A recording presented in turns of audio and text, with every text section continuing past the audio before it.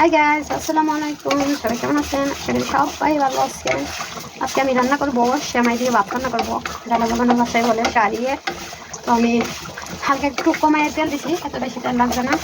সেমাই দিয়ে সেমাইগুলো ভাইজা নিতেছি। দেখেন সেমাইগুলো লাল লাল করে ভাইজা নেব আমি। আর এই সেমাইয়ের ভাতের লগে থাকবে আজকে খাসির গোস্ত। তো এই জায়গায় আমি খাসির গোস্ত অলরেডি বসাই দিছি। বাংলাদেশের মতন একটু বড় বড় করে আলু দিছি। দেখেন আজকে খাসির গোস্ত আলু দিয়ে রান্না করতেছি। আর আমি একটু সবসময় বাড়াই রান্না করি, যাতে একদিন রান্না করলে দ্বিতীয় দিন রান্না না করতে হয়। তাও অনেকগুলো প্রায় 3 দিন চলে যাইব। তো এই জায়গায় আমি মাছি চাল ভিজিয়ে ধুয়ে পরিষ্কার করে রেখে দিছি। এটা কিন্তু বাসমতি চাল দিয়ে রান্না করা যায়।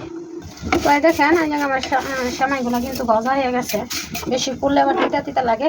তো আমি পরিমাণ মতো পানি দিয়ে দিলাম। তো এই জায়গায় আমি 2 মগ পানি দিয়ে দিলাম। এখন চালগুলো আমি দিয়ে দিলাম পরিমাণ মতো লবণ। এটা কিন্তু আমার সেম পোলাওর মতো রান্না হইব, তার জন্য বেশি পানি দেওয়া যাবে না। আর এটা মাছটি চাল বেশি পানি লাগে না, ভিজাই রাখলে অল্প পানিতে রান্না হয়ে যায়। আমার এই পানিতে রান্না হইব ভাতটা। দেখেন দেখতে কত সুন্দর লাগতেছে। রান্নার পাকেতে আপনাদের সাথে একটা জিনিস শেয়ার করে দেখেন। এগুলো হচ্ছে পেয়ারা। আমি কিন্তু এগুলো কিনে আনি নাই, আপনার এগুলা গাছ থেকে বাইরে আনা হয়েছে। এগুলো না পেয়ারা কিনে খাই নাই, বেশিরভাগ গাছ থেকে বাইরে খাওয়া হয়েছে। গাছ থেকে অনেক কিন্তু সে গাছও আছে। দেখেন অনেকগুলো পেয়ারা দিছে।